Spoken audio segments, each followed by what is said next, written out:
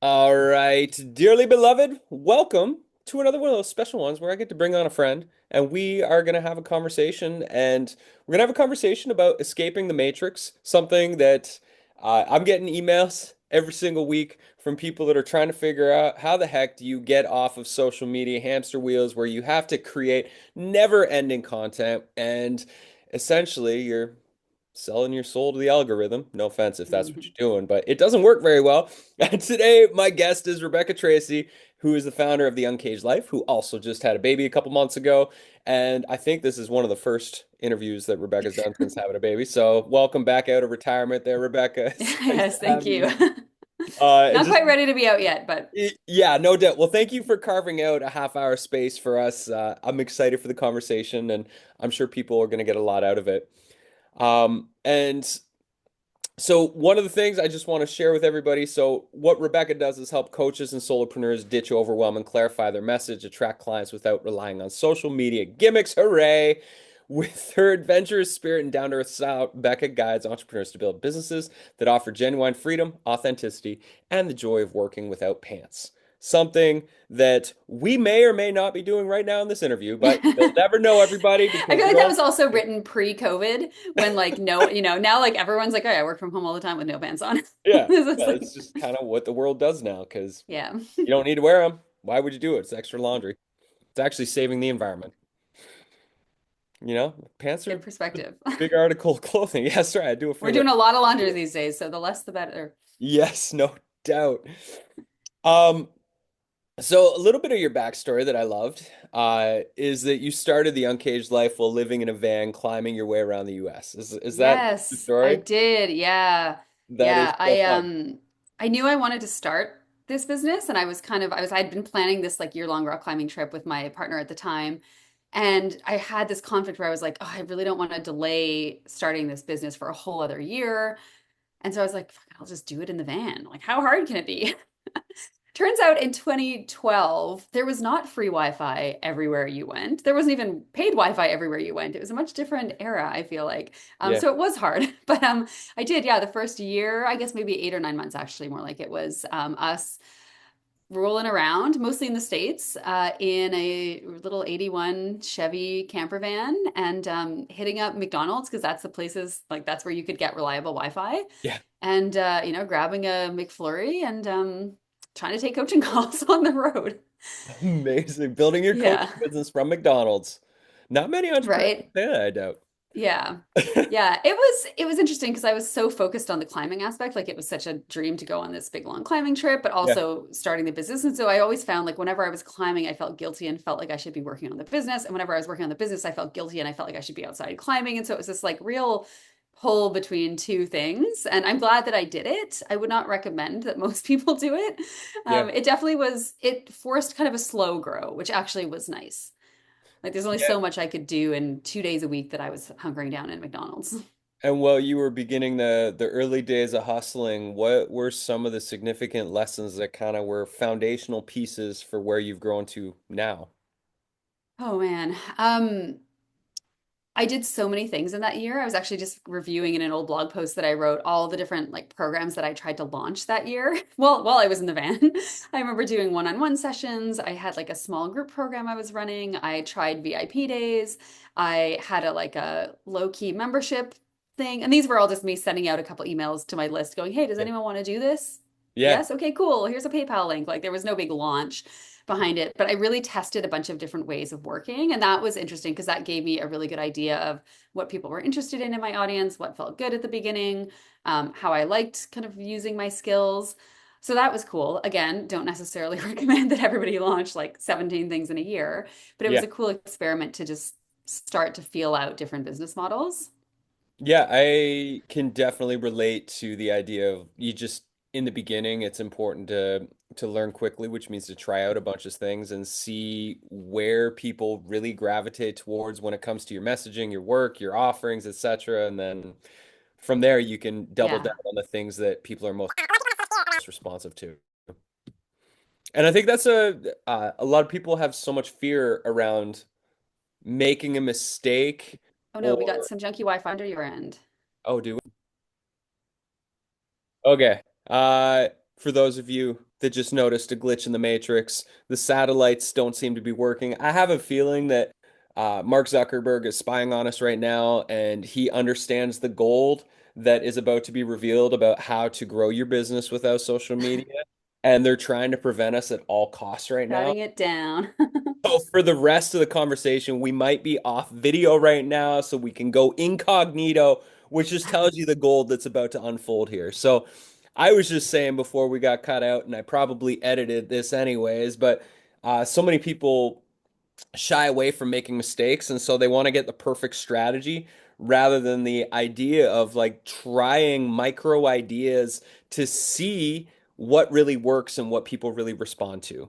When, especially when you're just getting started and you need to go through that rapid growth phase.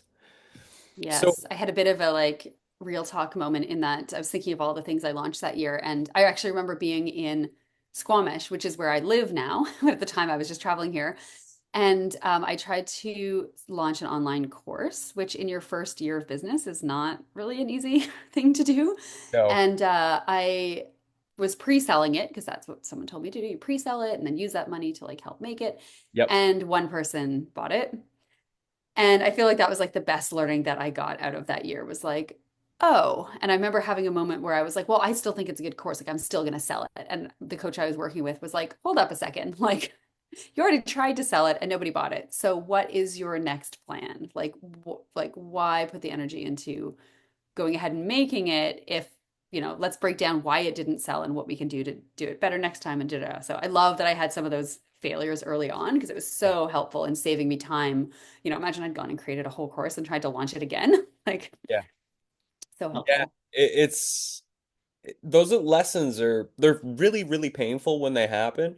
But if we can just like take a breath and take a step back and understand that there's a much bigger picture that's unfolding for us, especially if we're choosing the entrepreneurial path, that like this is a forever game that we're playing and we're going to win some or we're going to lose some. But at the end of the day, as long as we're taking the lessons, learning, and then taking the next steps, it like we do get to where we're trying to go. We just can't allow ourselves to get defeated when we have one of those losses. Totally. And so I'm curious for you with the Uncaged Life, if you were to just choose one marketing strategy that you would teach forever. For me, it's around crafting and touring a signature workshop that you tour it to other people's virtual stages or in person. You do it again and again and again, and that has grown my email list by 6,000 plus people over the last couple years from just doing one workshop 39 times. If you had one marketing strategy, um, what would be your go-to strategy that you would encourage people to try? Ooh, this is a great question. Okay, I sort of have two answers. I know you said one, but one hinges on the other. So That's we'll all go right. with it. So a lot of what I teach, like to back up a little bit, at what a lot of what I teach at the Uncaged Life it's sort of marketing strategy agnostic. It's more about really nailing your foundations, like really making sure that your niche is clear, your messaging is clear, you can articulate what you do in a way that actually makes sense to people. I work with a lot of coaches and healers and people who do work that's kind of hard to explain. And Yeah, so that to me is a strategy on its own. Like if you can just learn how to actually talk about what you do in relatable ways, then every single marketing thing that you do is going to work a billion times better. yeah, So I would say that. yeah, But to give an actual strategy outside of like really nailing the foundations, building relationships and networking, and not even I didn't do this as like a strategy when I started. Like I wasn't like, all right, I'm going to follow a plan and network. Like I just kind of threw myself into the communities that I was in and the people that I knew and like liked chatting with people. And that is what built my business, right? That's how I know you through Tad Hargrave. I've had lots of other opportunities through Tad, tons of other opportunities that have come up in my business just through people that I know yeah. and people that I've met along the way, even though I wasn't intentional about going off and doing networking. But I think that that's absolutely the best thing that you can do. And it's free and it is not going to go out of style when algorithms change. And that's what I love about it.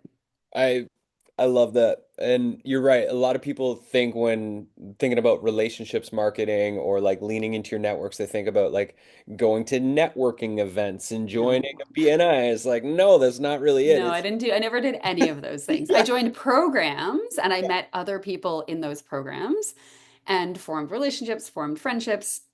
was in, this is where I love social media. So I know we're talking a little bit about not using social media, but this is the one place that I really advocate for being on social media, if you can stand it, is being using it as a tool to actually like connect with people because it's so easy now to actually build like real friendships and relationships. So much easier than when there was no Instagram. I have an inside look into so many people's lives right now. Yeah. And some of my best partnerships were built on like us commenting and oogling each other's dog photos. Yeah.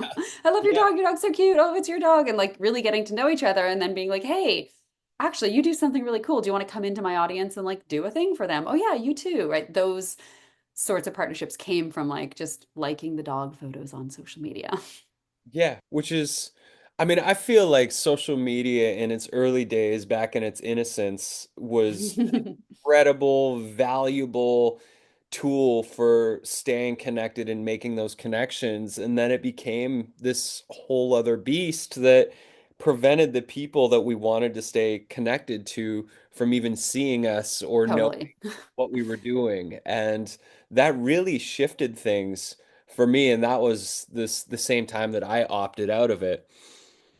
I'm curious for you when it comes to like all of the wonderful, trendy marketing gimmicks, if there's any of the marketing fads that you see happening or have seen happening over the last couple of years that you wish would just disappear. Oh my gosh. I just got like a sort of a cold pitch in my Instagram DMs this morning, Yeah. which I'm just like, really? And it was one of those, the first message, and we're usually pretty good at filtering these out, but for some reason this one seemed a little bit more legit, so we rolled with it. But the first message was like, hey, Rebecca, curious if you work with clients outside of the US. And so I was like, okay, maybe this person lives somewhere else and isn't sure. And so I responded and said, actually, yes, I'm in Canada. My clients are from all over the world. What's up? And then came, well, I've checked out your website and I see opportunities for you to grow and you could be doing so much better. And can I send you a video showing you 3 things you can do so much better on your website? Right. To which I say, no, thank you. To which actually my new response is, hey, no, thank you. But I think, I'm seeing your strategy and I think there's like way better ways for you to be getting clients and reaching out to people than cold pitching them in the DMs. Like, are you open to some feedback on that? So I just turn it around on them. But I just wish that one would go away because it's like, I just hate the whole thing. Yeah. Yeah.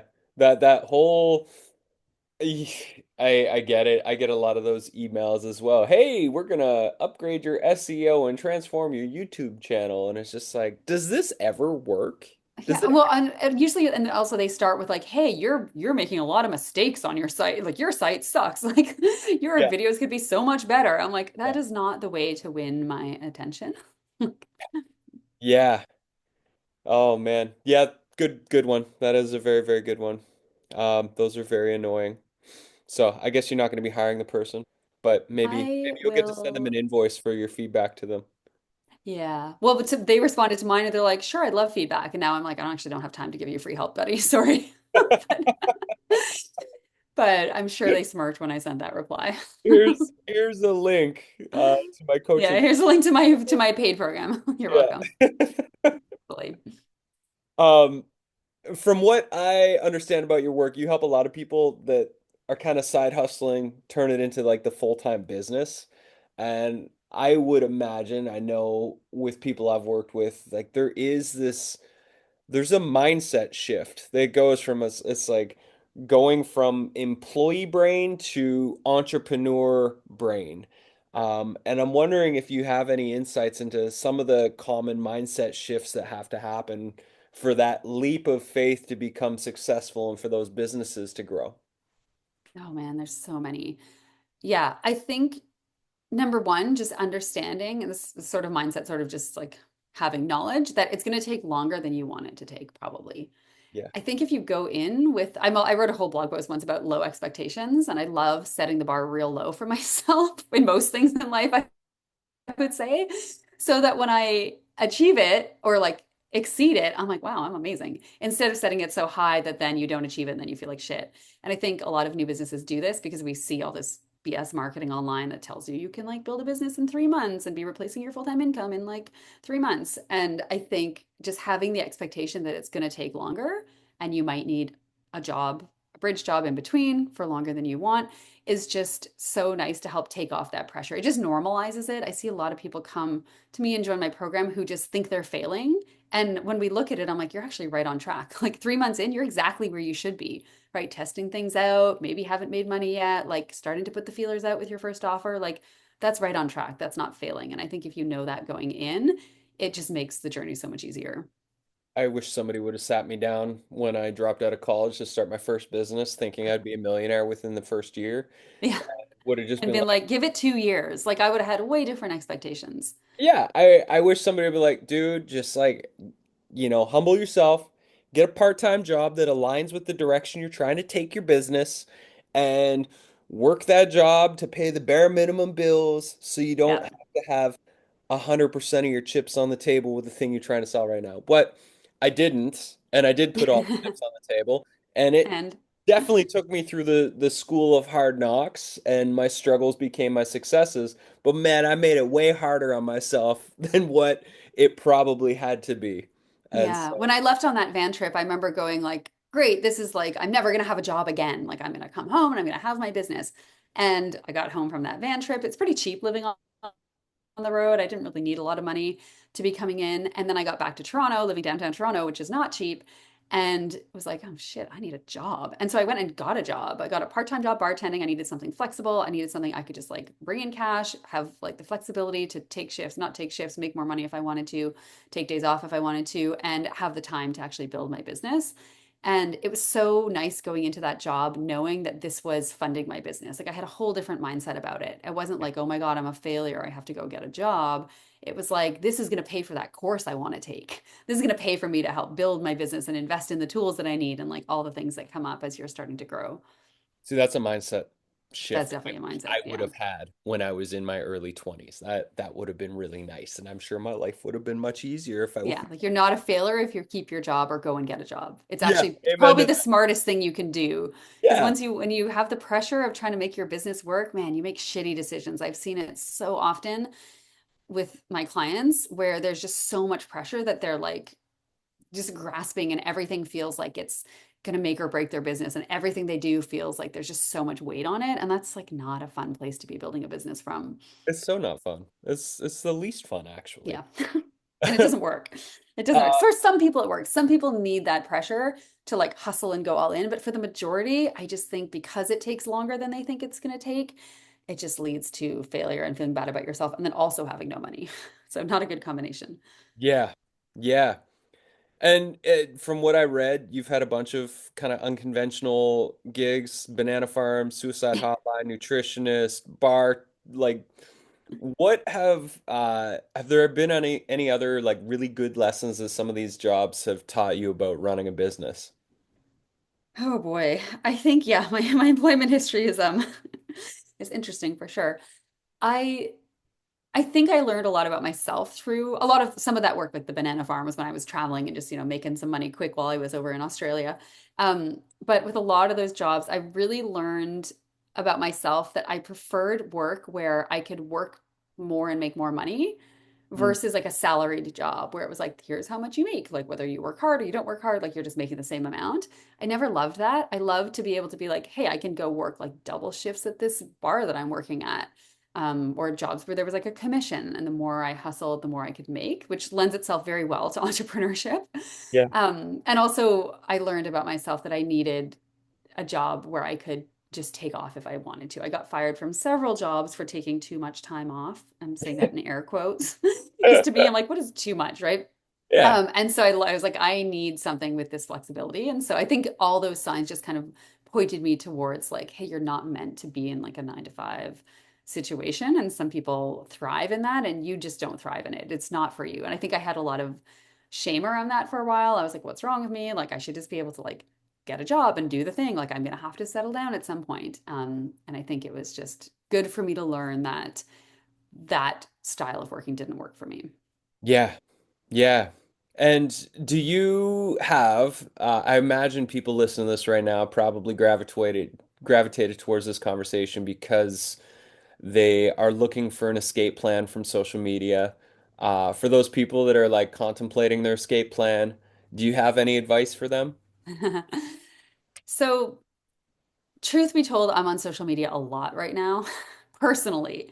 So like my social media feed, my Instagram feed specifically, is filled with videos of breastfeeding and lactation consultants and sleep consultants. And I think for the very first time in my life, I'm like, wow, social media is useful. Like I am learning. Instagram Reels are like raising my baby right now. And I'm like, wow, this is like a real good use of social media. But in terms of being, those businesses that are on the other side of the person consuming, I I think if you want to go cold turkey off of it, like just go for it, right? But then I feel like there's people who are sort of stuck between like, I use it for some things and I like it.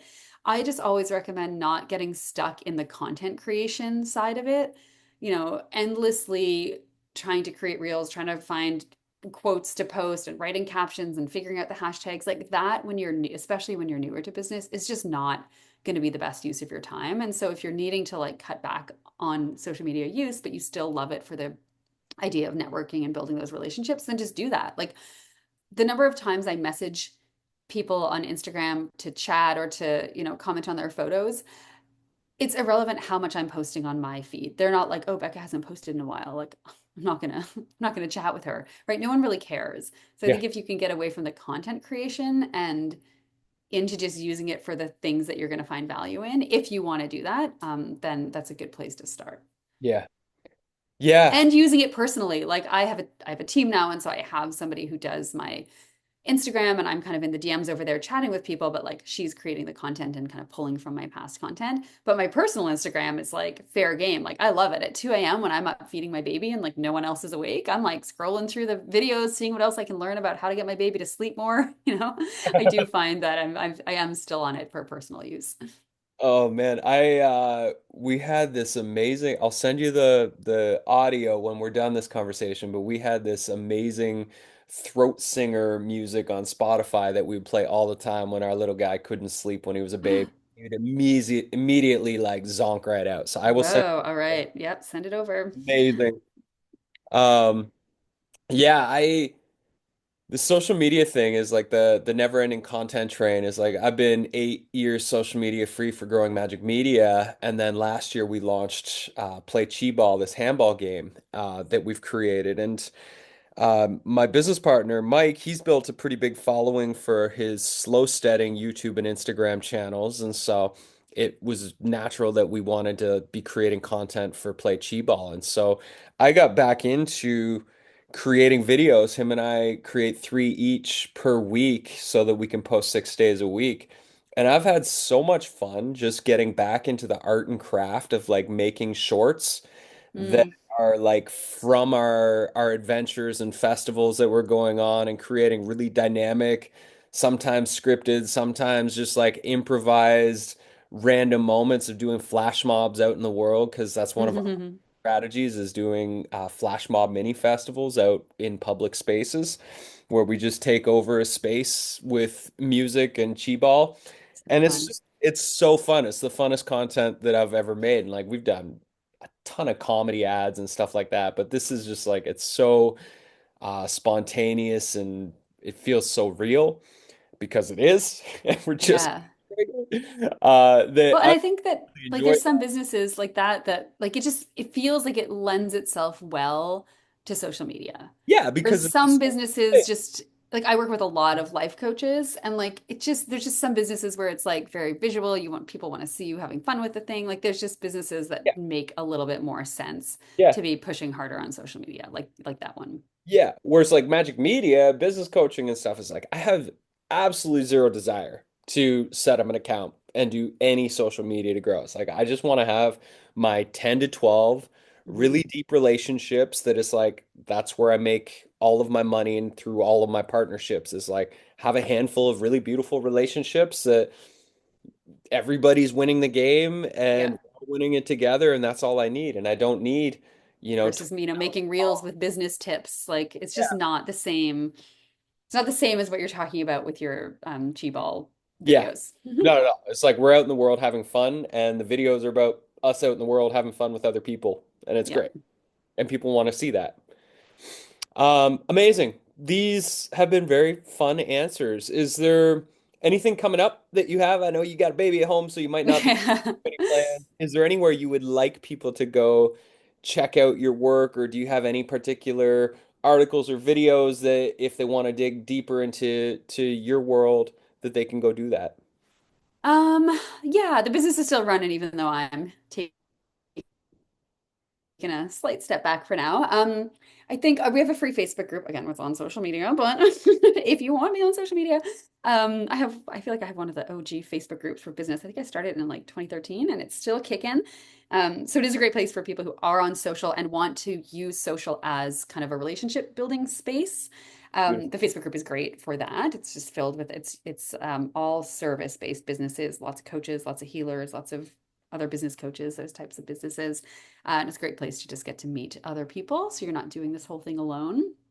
Beautiful. And then I have a whole training about how to build your business without social media over on the website as well. And I can make sure Ginger sends you the link for that. Wherever you're watching or listening to this, the links will be right there for you to check out. Yeah. Amazing. Well, enjoy mamahood, and I hope you're getting some sleep. Thank you. Yeah, little bits. I hear it changes soon, so I'm eagerly awaiting. Yes, it does change every several I feel weeks. like every 2 weeks he's in a new phase. So, and Yeah, we're only at 8 weeks. So, yeah. It's still young. You'll be getting giggles soon, and that helps every day. yes, can't wait for that. Yes. Yeah.